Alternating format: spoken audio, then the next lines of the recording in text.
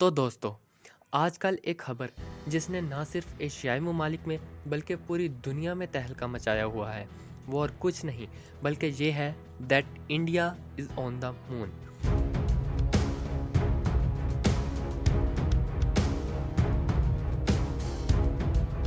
لیکن کیا آپ جانتے ہیں کہ ہندوستان کا یہ سفر کہ جس کو لگ بھگ ناممکن سمجھا جا رہا تھا، وہ کب سے شروع ہوا اور ایسا کیا ہے چاند پہ جو ہندوستان تلاش کرنا چاہ رہا ہے؟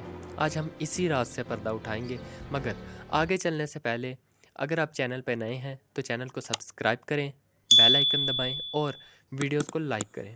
تو چلیے شروع کرتے ہیں کہ آخر ایسا کیا ہے ہندوستان چاند پہ جو تلاش کرنا چاہ رہا ہے۔ مگر اس سے پہلے کہ میں آپ کو یہ بتاؤں، میں آپ کو تاریخ کے کچھ پنوں کی طرف لے جانا چاہتا ہوں کہ جب اولاد آدم نے پہلی بار چاند پر یا کسی بھی خلائی مشن پہ کام کیا۔ تو یہ بات ہے 1950 کی کہ جب انسانوں نے خلائی مشن شروع کیے اور یہ مشن مختلف طریقے سے کیے جاتے ہیں۔ پہلا طریقہ فلائی بائی مشن ہوتا ہے۔ اس میں ایک اسپیس ایئر کرافٹ کو چاند کے بالکل قریب سے گزارا جاتا ہے تاکہ وہ چاند کی کچھ تصاویر لے سکے اور اسی تصاویر کی بنا پر چاند کی تحقیق کی جا سکے۔ اور سب سے پہلے 1959 میں سوویت یونین نے اپنا پہلا فلائی بائی مشن کیا تھا اور ٹھیک اس کے 2 مہینے بعد امریکہ نے اپنا پہلا فلائی بائی مشن مکمل کیا۔ دوسرا مرحلہ آربیٹل مشن کہلاتا ہے، جس میں ایک اسپیس ایئر کرافٹ چاند کے ارد گرد چکر لگاتا ہے اور مختلف قسم کی تصاویر اور چاند کے آب و ہوا کی جانچ کرتا ہے۔ اب تک تقریباً 40 آربیٹل مشن ہو چکے ہیں، جن میں سب سے پہلے 1966 میں سوویت یونین نے مشن مکمل کیا۔ اگلا مرحلہ ہوتا ہے سافٹ لینڈنگ کا، جس میں ایئر کرافٹ کو سیفلی چاند کی سطح پر لینڈ کروایا جاتا ہے۔ 1966 میں سب سے پہلے سوویت یونین نے اپنا پہلا ایئر کرافٹ چاند کی سطح پر سیفلی لینڈ کروایا۔ اس کے بعد باری آتی ہے روور مشن کی۔ چونکہ لینڈر بہت بڑے اور بھاری ہوتے ہیں، اس لیے لینڈ کرنے کے بعد اپنی جگہ سے حرکت نہیں کر سکتے۔ چاند کی سطح پر حرکت کرنے کے لیے اور مزید معلومات اکٹھی کرنے کے لیے روورز کی مدد لی جاتی ہے۔ یہ چھوٹے گاڑی کی شکل کے روبوٹس ہوتے ہیں۔ 1970 میں سوویت یونین نے ان کا پہلا کامیاب تجربہ کیا۔ آخری مرحلہ ہوتا ہے ہیومن مشن کا۔ اس میں روبوٹس نہیں بلکہ انسان خود چاند کی سطح پر اترتے ہیں۔ امریکہ نے 1969 میں اپنا پہلا انسان چاند پر بھیجا، جس کو ہم نیل آرمسٹرانگ کے نام سے جانتے ہیں۔ اگلا مرحلہ کہلاتا ہے امپیکٹ مشن۔ اس میں اسپیس ایئر کرافٹ چاند کے ارد گرد چکر تو لگاتا ہے، مگر اس کا ایک حصہ علیحدہ ہو کے چاند پہ کریش لینڈنگ کرتا ہے۔ اب آپ سوچ رہے ہوں گے اس کریش لینڈنگ کا کیا فائدہ؟ اس سے 2 قسم کے فائدے اٹھائے جاتے ہیں۔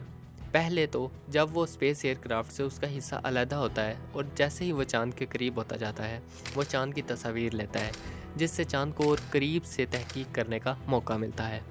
اس کے ساتھ ساتھ جیسے ہی وہ زمین پہ کریش لینڈنگ کرتا ہے، چاند کی زمین کے مٹی کے بخارات ہوا میں اڑتے ہیں، جس سے اس کی مٹی کی تحقیق کرنے کا موقع ملتا ہے۔ 2008 میں ہندوستان نے چندریان نامی ایک ایئر کرافٹ چاند پر بھیجا تو پتہ چلا کہ چاند پر پانی کے اثرات موجود ہیں، مگر چندریان اپنا کام پورا نہ کر سکا اور کریش ہو گیا۔ 2019 میں ہندوستان نے ایک اور اپنا اسپیس ایئر کرافٹ چاند پر بھیجا، جس کو چندریان 2 کا نام دیا گیا، مگر چاند پر لینڈ ہونے سے پہلے وہ بھی کریش ہو گیا، جس کی وجہ سے نہ صرف پاکستان بلکہ چائنا اور امریکہ کی طرف سے بھی ہندوستان کو بہت تنقید کا نشانہ بنایا گیا۔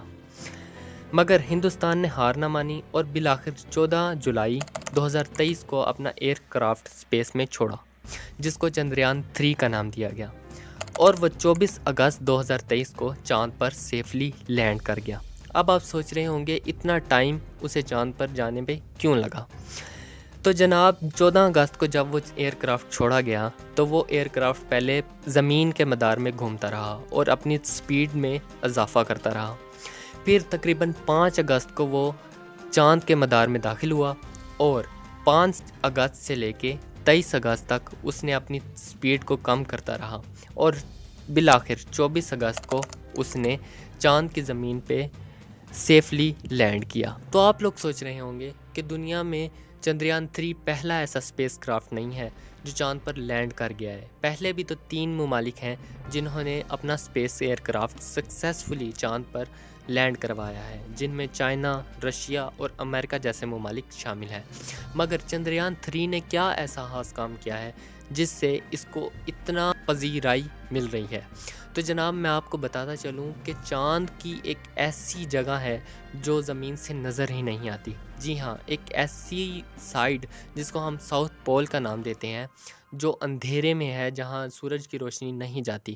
وہاں پہ لینڈ کروانا ایک انتہائی کمپلیکس کام تھا، کیونکہ ہمیں نہیں پتہ کہ کہاں پہ گڈھے ہیں، کہاں پہ پہاڑ ہیں، بالکل ناہموار سی سطح ہے۔ ادھر لینڈ کروانا چندریان 3 ایک بہت بڑا کام ہے، اور کہا جاتا ہے کہ ادھر پانی کے ذخائر بھی موجود ہیں۔